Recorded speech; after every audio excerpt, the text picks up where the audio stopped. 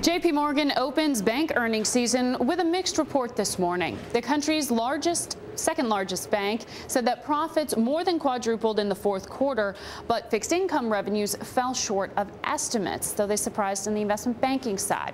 So for more on this, MJ Matz is with us now. She's from Fifth Third Asset Management. She's director of large cap value strategies.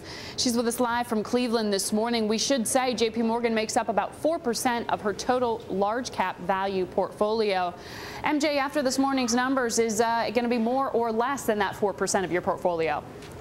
Yeah, good morning. I don't think we'll be adding to the stock unless today's weakness gets a little bit more out of hand.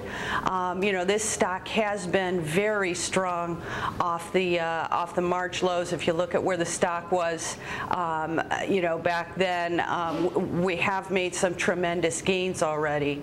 I think for those that were looking for Jamie Dimon to kind of signal that the credit crisis is over.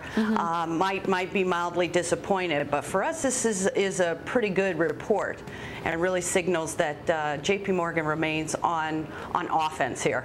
On offense, well, certainly did put aside some money there to moderate against potential consumer credit losses. But this had been somewhat expected, right? That this could be an area of future weakness. How concerned are you about the credit in the consumer division? I think that at this point we've got to kind of expect that we're bouncing along the trough there. We will see signs of improvement, and we've got to turn our focus to what is going on fundamentally in these businesses, where they're investing for future growth, how they're benefiting really from the defensive posture at a lot of regional banks and other competitors in the brokerage and investment banking area that are kind of needing to conserve capital and take a very defensive posture with respect to advertising, hiring, investing in new branches, and really building for future growth. I think JPMorgan's on offense again. You had some questions, though, about commercial real estate. You were listening into the call that just concluded. Yes, did you get answers to those questions? Relative to the other large cap peers, JPMorgan has relatively low exposure to the commercial real estate business.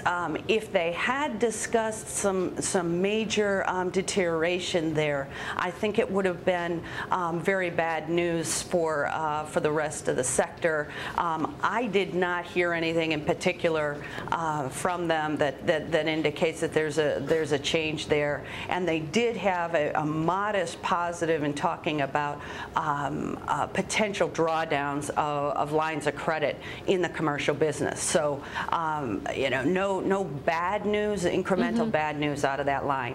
On the call this morning for JPMorgan, Jamie Dimon said that by mid to late 2010, it's likely to see that banks have too much capital, which raised expectations that there might be a dividend to come in terms of an increase of a payout. Would you wait for that as a buying opportunity?